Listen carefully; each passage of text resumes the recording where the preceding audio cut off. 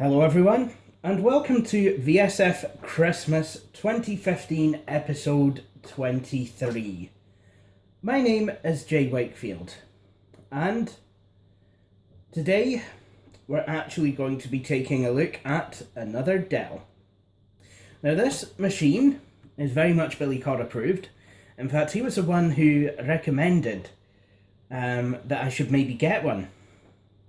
This machine is the Dell Inspiron 6000.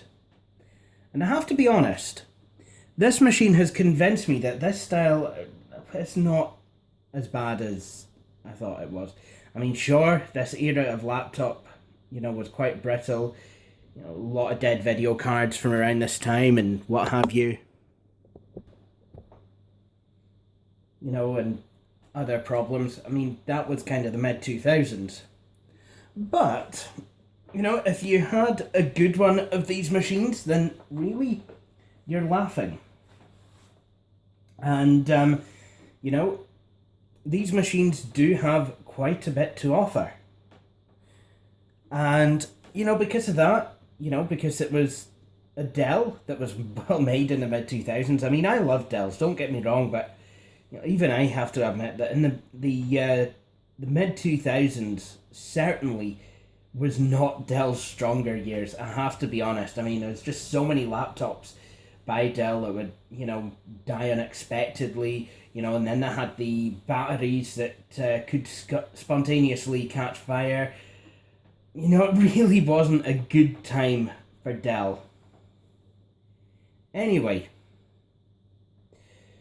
so here we are with the 6000. Now this computer, this particular example, is from August 2005. Billy's is quite a bit newer actually, his being from January 2006. When I got this machine, it was bargain basement pretty much. I mean, sure, it had Intel wireless and what have you, but if I remember rightly, I can't remember, but I think this only had 256 megs of RAM. It was a 1.4 gigahertz Celeron, if not slower. The hard drive, can't remember how big it was. And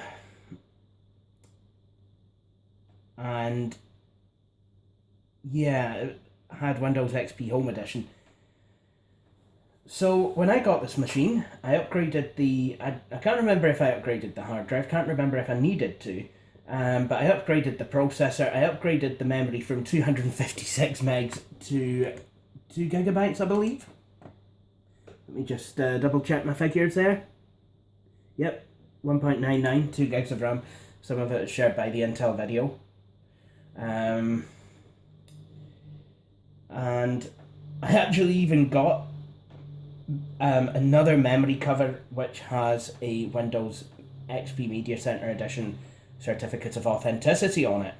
So I'm actually using the license, I'm actually using the key from that. And yeah, basically I've turned this into, a pretty good machine. The processor in it is a Pentium M 1.86 gigahertz, and traditionally it's been fast, but it has been a bit slower recently, probably because I've not had the machine out for a wee bit. Anyway, enough jabber jabber. What I'm going to do is I'm going to shut the machine down and we'll take a wee look around the parts.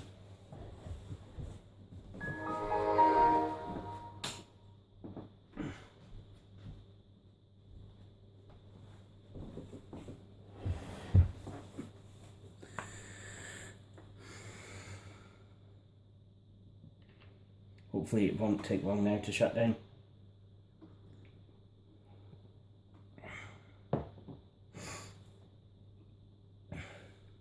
Excellent.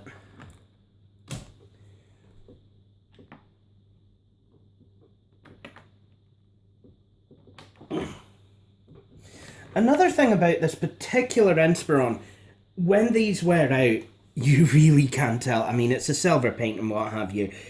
They just don't look that good when worn out. which is a good job that this one is actually in very good condition. Apart from a few scuffs on the lid and a couple of scratches, I will admit, this is not in bad nick. And it says Inspiron right at the bottom of the lid, so it's like you know that this machine is a Dell Inspiron. Now, let's have a look at everything on this machine. Right, so first off, you have a wee vent, Kensington lock slot. Now, this particular machine came equipped with a DVD-ROM CDRW drive, and I've not really, I mean, I'd love to put a DVD-RW drive in here, but for the most part, I've really not seen fit to kind of make that outlay, considering I probably won't be burning any DVDs on it, but, you know, I like to upgrade my machines if I can. Then we have, on the front, we have stereo speakers, and we also have controls for media playback. How good is that? I mean, you've got mute, volume down, volume up, play pause button, previous track, next track, and a stop button. And then on the right hand side you have, I'm just going to check what kind of card slot this is. PCMCIA, card bus rather.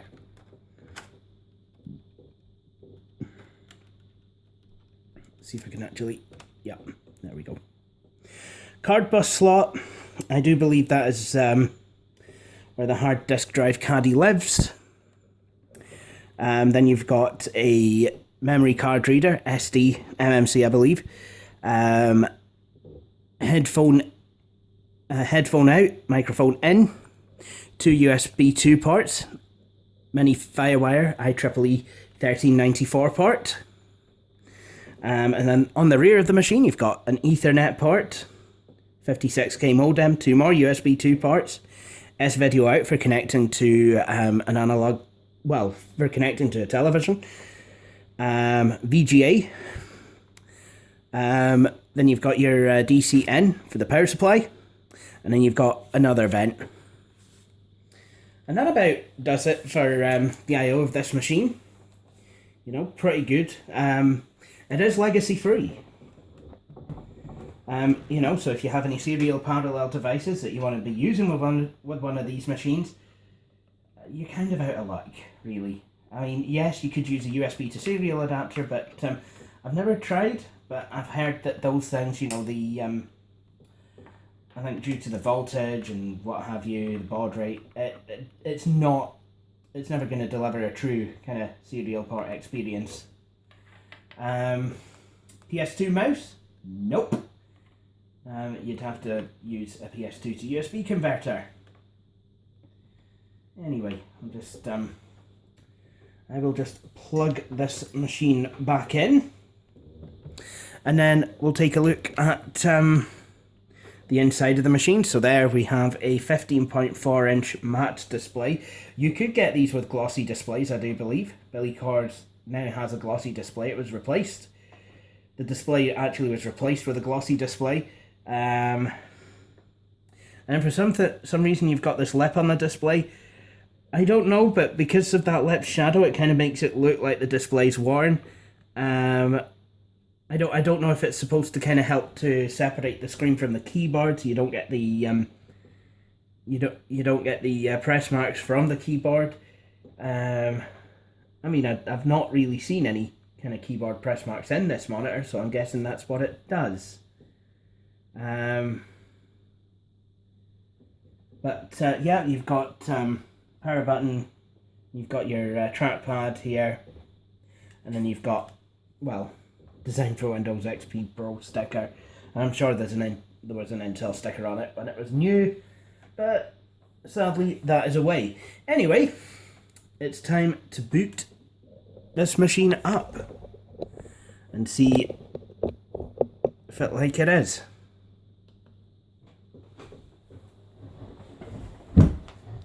Now we're going to switch off the light.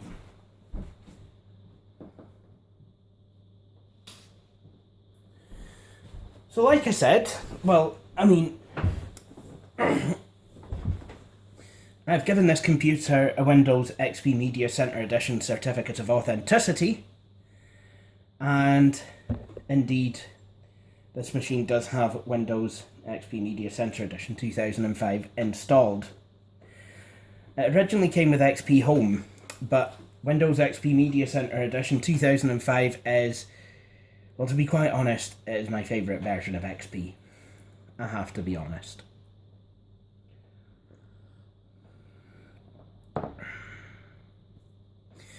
But the reason I don't have it on more machines is A, because it only supported a certain amount of machines, and B, because I don't really have license keys to go putting it on every machine. Usually, you know, when I'm installing Windows, I will usually try and use the license keys on the bottom of the machines. Right, okay, let me log on. I've got to tell you a funny story, actually, about getting this machine. You see, when I got it, it would just say, you know, it just have an Intel logo on the post screen. But once I added the Pentium M processor, that logo actually turned into a Centrino logo. Now, Centrino, I used to think it was a type of processor, like, you know, you'd get your Pentiums and your Celerons. I thought Centrino, because, you know, you had a Centrino case badge. But as it turns out, that wasn't the case.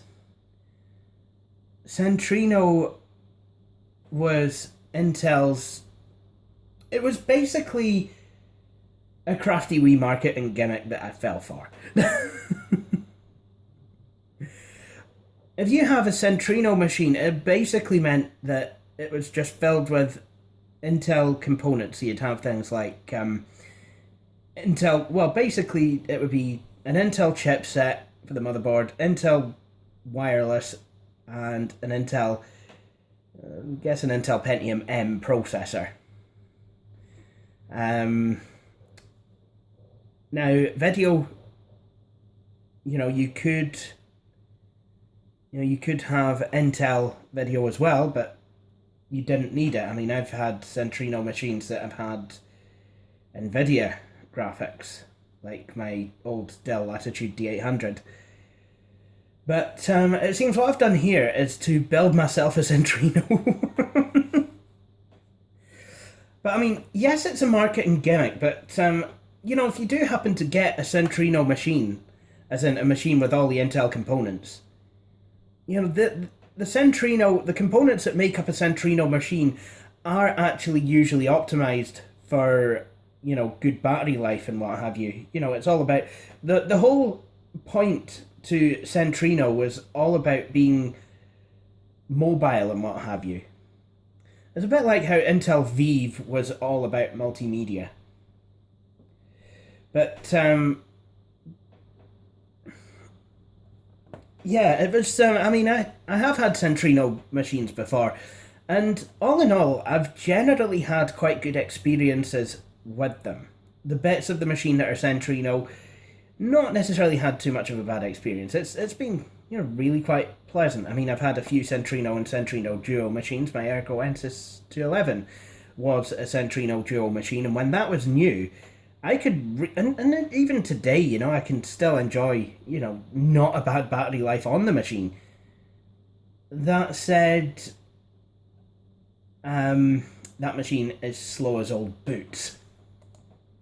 Anyway, right. So, what is on this machine then? Well, I was hoping that the internet option would on the start menu would actually say Firefox, as it's meant to do. I had this problem on another machine recently. I don't remember if it was this one.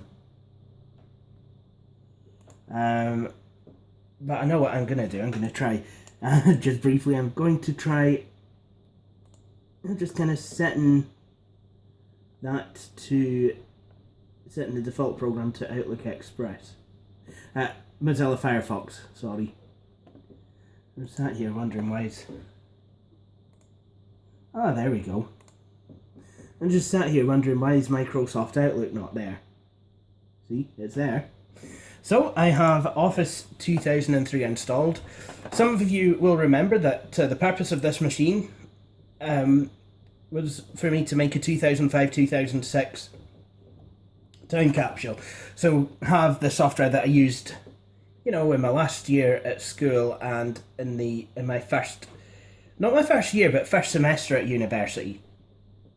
Because, you know, by the time the end of the second semester rolled round, you know, I'd upgraded to Windows Vista and Office 2007 and all that noise.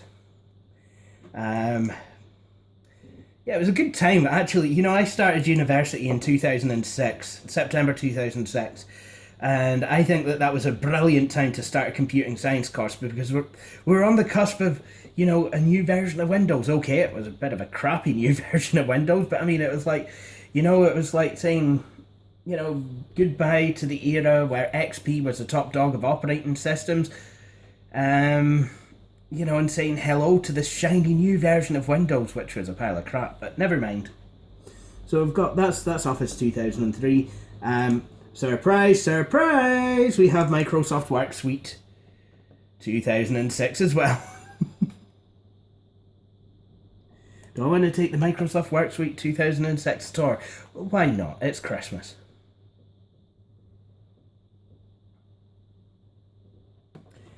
Welcome to Microsoft WorksSuite.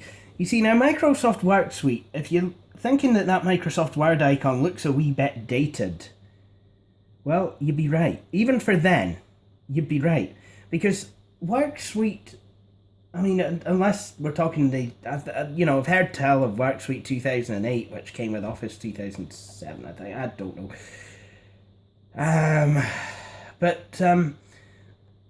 You know, WorksSuite did not start shipping with Word 2003. It just didn't. It'll support it, but it didn't ship with it. You know, and I always thought that to be a wee bit odd, personally.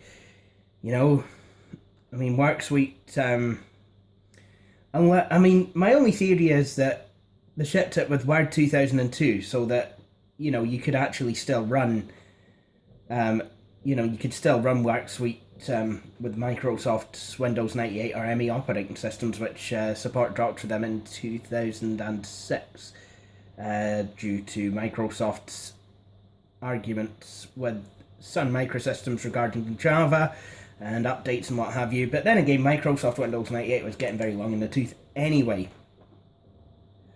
So, you've got Task Launcher that enables you to do like special things, special task things. Oh, jings.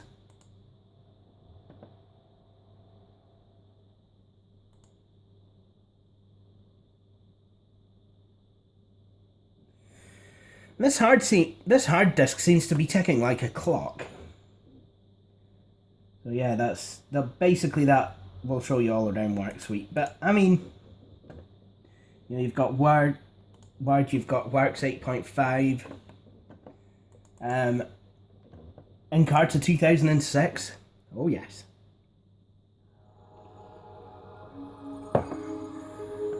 That brings back memories. I didn't have WorksSuite 2006 in 2006, but I did have Encarta 2006, and I had AutoRoot 2005 as well. Encarta 06 I really did enjoy. You know, I just thought it was a brilliant version. So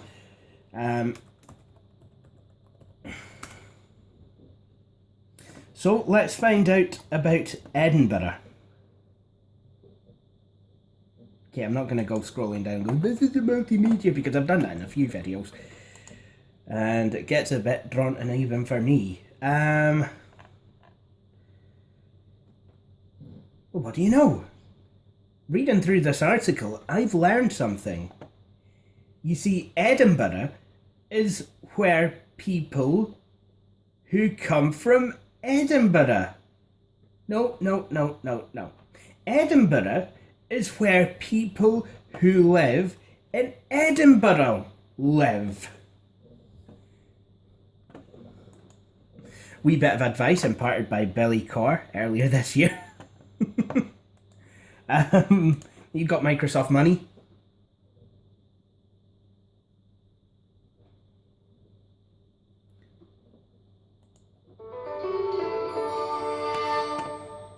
Microsoft money. Nice startup sound. And then Microsoft Digital Image Standard 2006. Well, the first week of VSF Christmas, I showed you Microsoft Greetings that was based upon Microsoft Bob. And this is basically what happened when it amalgamated with Microsoft Picture It. Microsoft Picture It Photo. So let's see, can you actually create greetings cards on this? Because I mean, oh jings, what a silly Egypt. Let's create something. Let's create a project for me. Okay. So yeah, you can do all that. So we can actually go ahead and create a Christmas card. So there we go, Christmas, and there's all sorts of nice wee designs here, including that one. So this, this is basically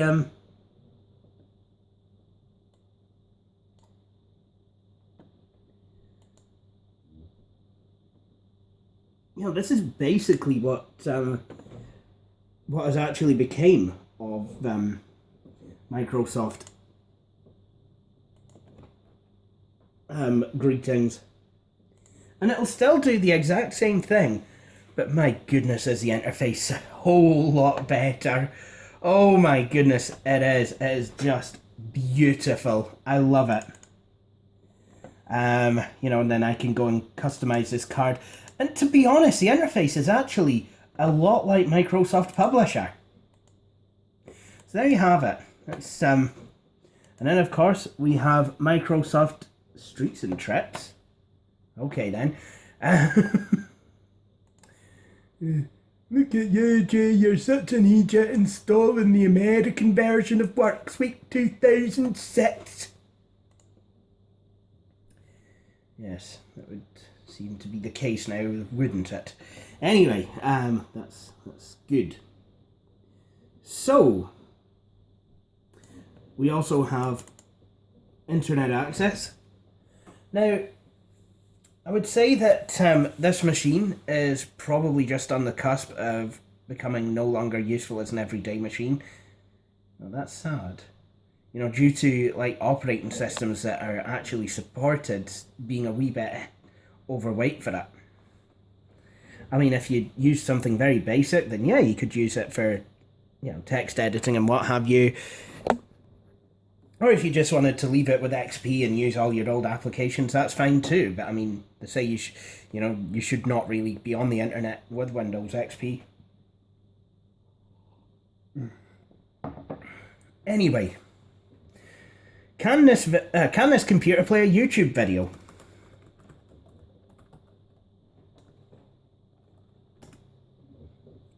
Well, let's just find out. The Dell Inspiron 640M could play a YouTube video absolutely beautifully. Well, it could. I mean, okay, there was a wee bit of stuttering, but at 720p, I believe it was. But it's not been too bad otherwise. Why don't we play the video where I headed into town actually, because that'll have quite a fair amount of movement.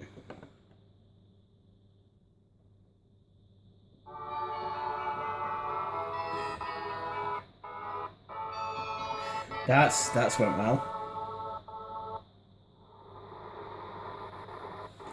Okay, so the sound is stuttering quite a bit here. Hello everyone, and welcome to VSF.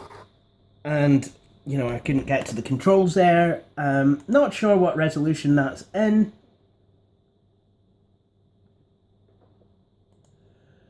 It's telling me it's actually in 360p.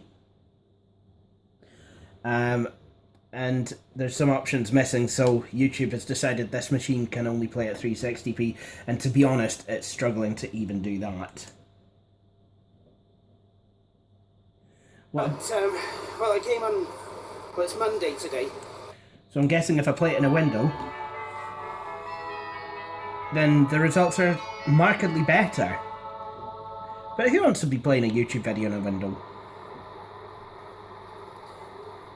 Hello everyone, and welcome to VSF Christmas Special Episode 16. And my name is Jay Wakefield, and I'd like to start out this video by saying, you guys better bloody well appreciate this one, because I've had to go through the... So that's absolutely fine. Anyway, Windows XP Media Center Edition. What about that? What does Media Center actually get you? Well, let's take a look.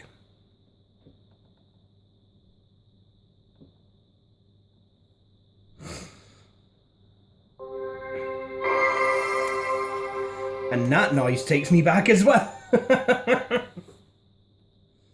So you've got here things that you can do. You know, you can play videos on your computer, you can look at your pictures, you can play your music. And then you know, back in the day you could download more programs to use with your Media Center. Nero had a plugin.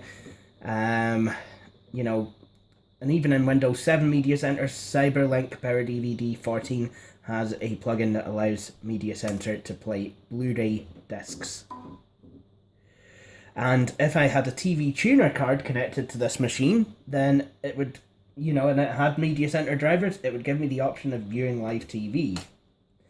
But let's just test it out with the Windows 95 Story DVD.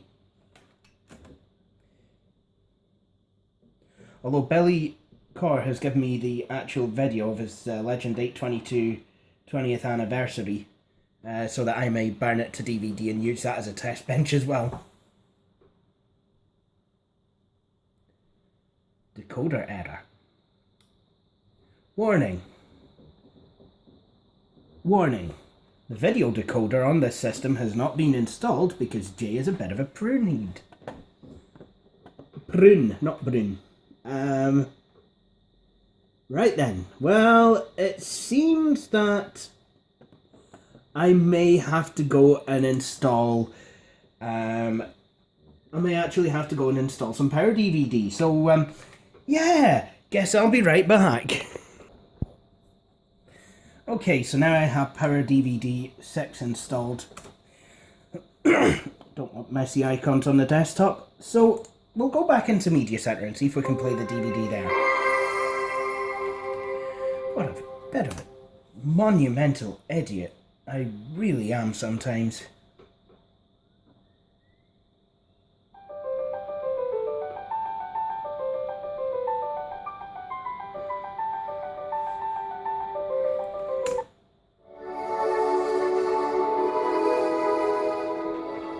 Can use the volume up and down buttons to change the volume. It's the end of August. Pretty soon, it'll have been a month since Windows 10 was released to the general public. Pause. With quite play, a bit of fanfare. stop.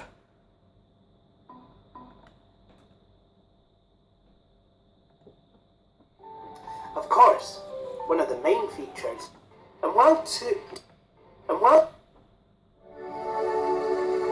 Fast forward and rewind, and then once again stop,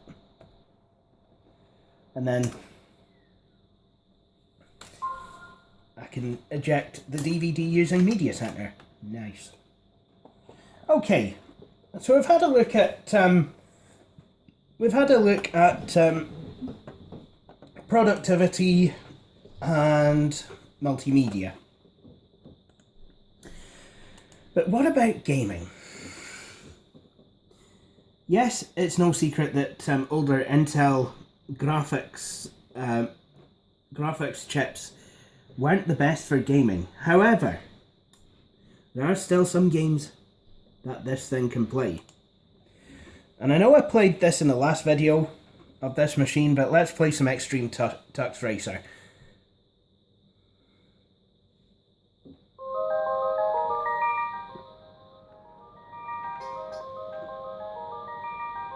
There we go.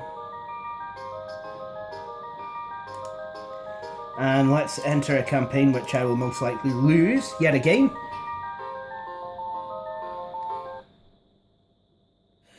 Oh well, that doesn't seem to work.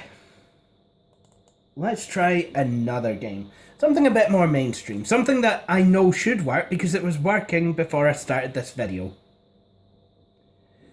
Need for Speed Underground 2. And I know this game will be Jack Stavros approved. Right, okay.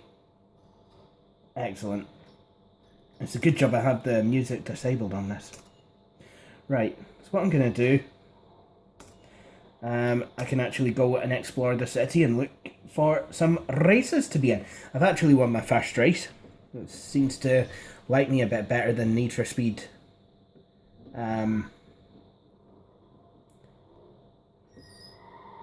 Need for Speed Underground 1.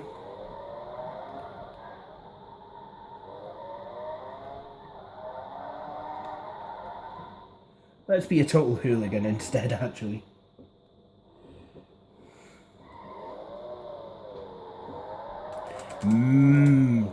Donuts.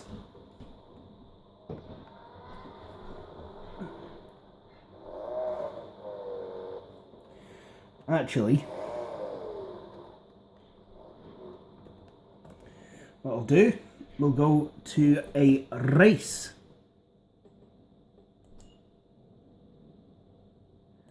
What is that actually before I do click on it?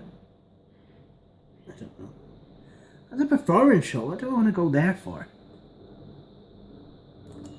So let's go to a circuit. So, yep, let's engage the GPS system.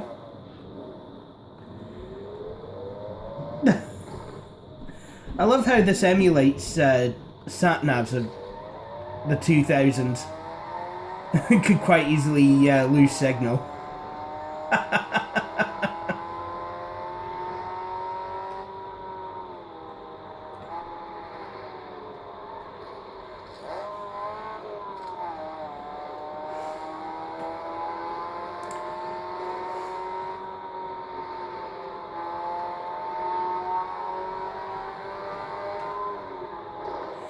I like how you've got the open world aspect of the games.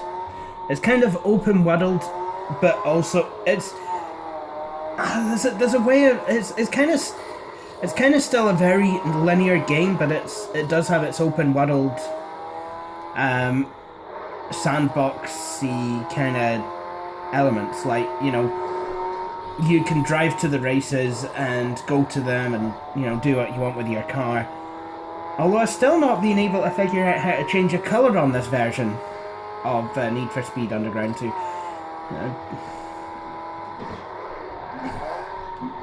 I mean, sure enough, you know, if your name is Billy Carr, having a maroon car is, I'm sure, very nice, but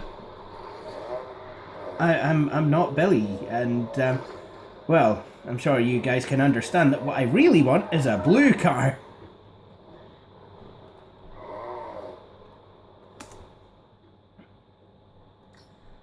Alright, it's a circuit. So, basically, what we've got to do...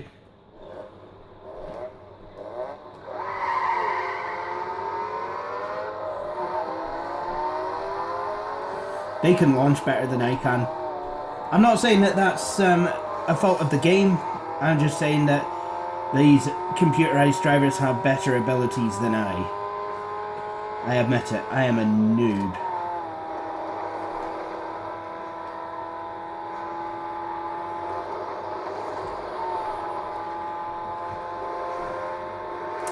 And yes, I know I have the game on an easy setting. Yes, I am that pathetic. This is why I'm not a games developer. That and I can't bloody code because I'm a bit stupid. But I mean, if I was a games designer, I would be making games that are just way too easy.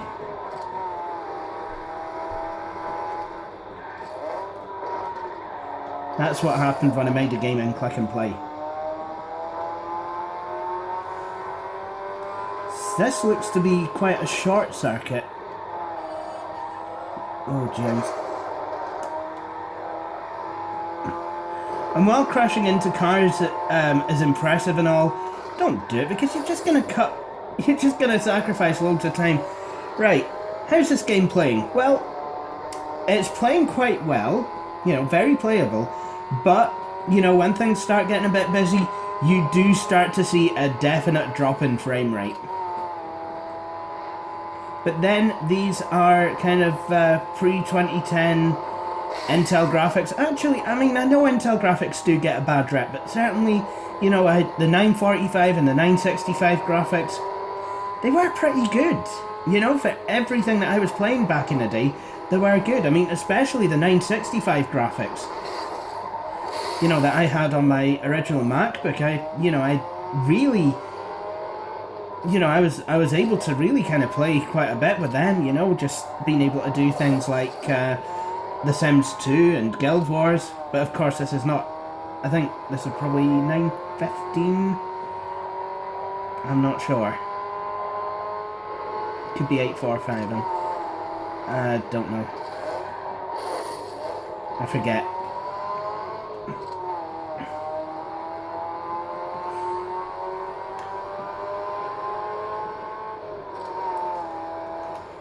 But I mean, HD 4000 graphics, this is not.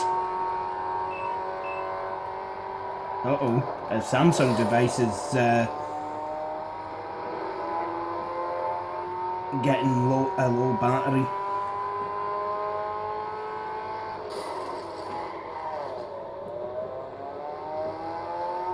See that? That wasn't even one of the spectacular crashes that had the cinematic. It was just me kind of playing into the back of a minivan. Oh, Jings.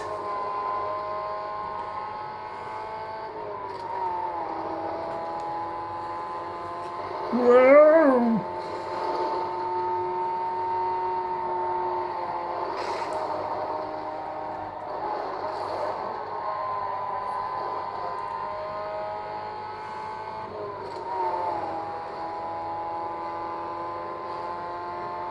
Wait, look at me go! Time to brake for that corner and then turn around the corner.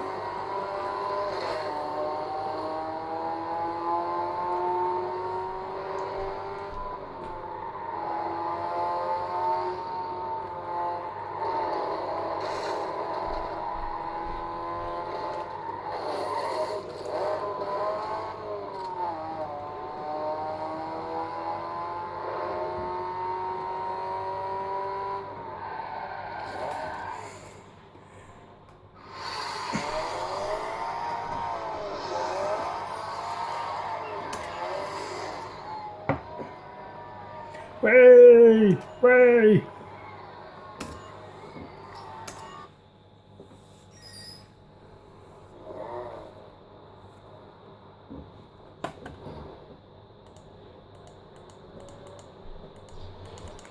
Guess who forgot to read about how the SMS system works? Oh yeah.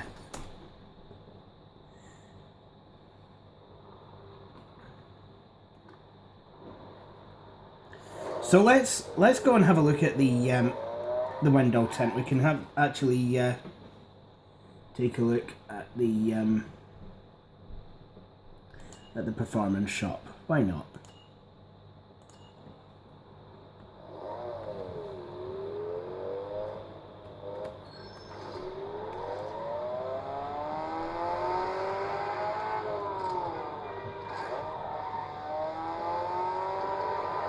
You know what these games could use some of? Analog controls. You could actually... One thing that's really good about this machine actually is that the graphics are on a separate board.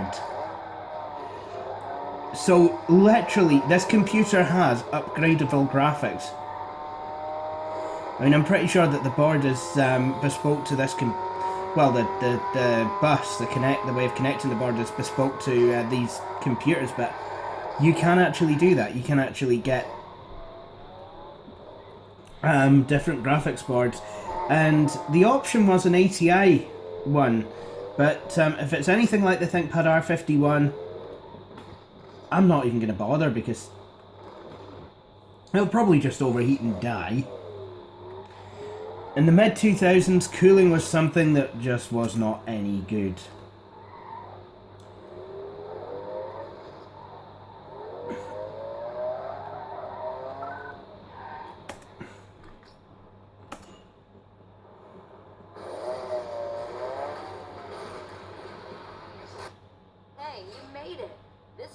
mega low parts. I know it doesn't look like much, but they've got all your basic needs and their doors are always open.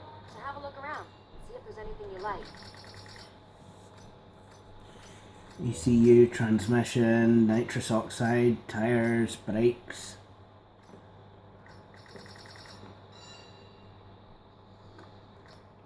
I love that mega low parts. That's not obviously what I'm needing. Performance shops.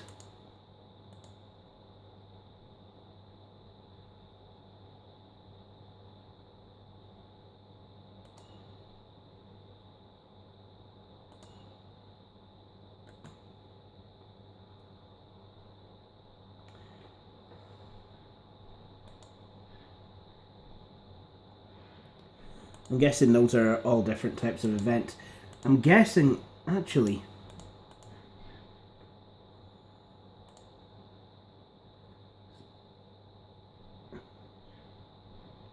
so all I've got highlighted now is the performance shops, and I'm at that one. So I guess I have to go back across the map to my garage.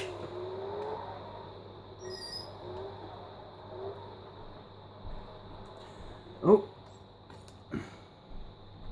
I forgot to mention that there's a lot of action in this city. Jennings.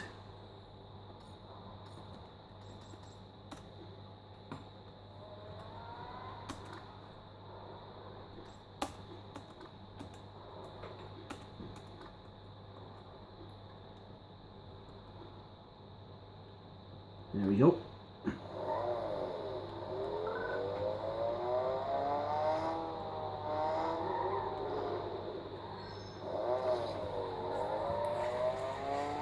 Okay, so here we go. What we'll do, just kind of drive on back to the garage, then have a look at the window tents, and then I'll wrap it up from there.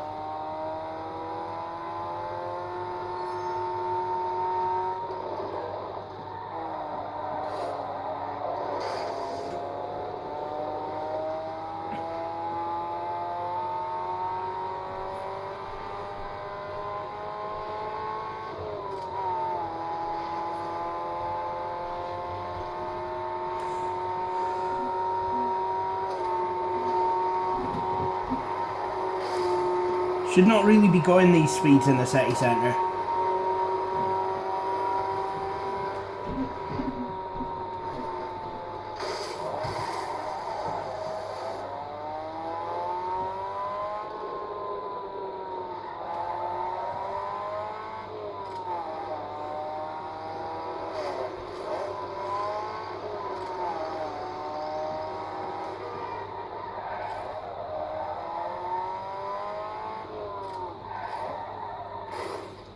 Whoopsie! I did it wrong. Okay. So we're back where we started.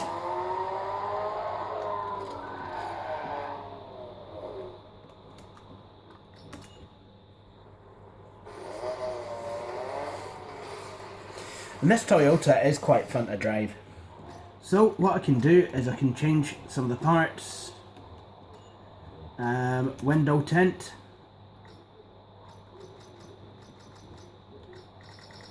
Okay, maybe not. Still have to unlock it. Oh well. So what I'm going to do instead is I'll save the game and... Oh, wait a minute.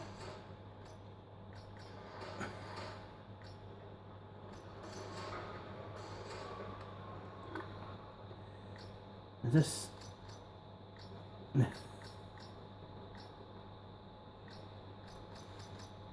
Apparently I can customize these cars.